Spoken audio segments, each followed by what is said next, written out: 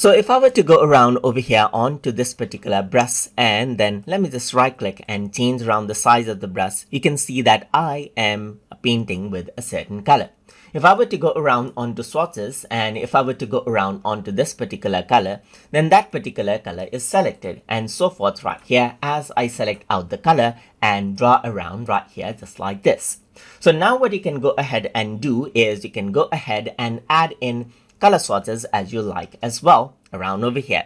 So for that, if I were to go around over here onto a particular color just like this, I can go around, select this color right here. So now what you can do is you can go around and then let's say for example have this color right here. So this swatch is here as you can see. So you can go around over here onto the drop down menu right here and define a new swatch right here just like this. Let me just go around and name it orange right here just like this.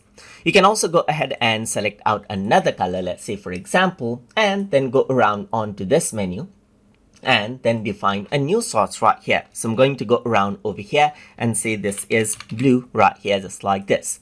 If I were to go around over here and select out another color, let's say for example, then I can go ahead and create a new color as well just like this. And let's say this is magenta right here just like this. So these are the exact color swatches that I have, and I can go around and click and then draw around as I please right here just like this. So you can go around and draw as you like right here just like this, and then you have immediate access to these colors and these exact color values just like that.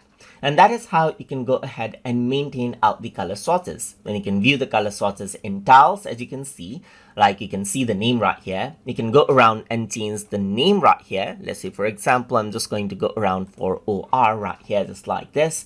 And you can see that now you can go around and delete out swatches as you like as well. Or you can go around, delete out that swatches, or you can create a new folder right here inside.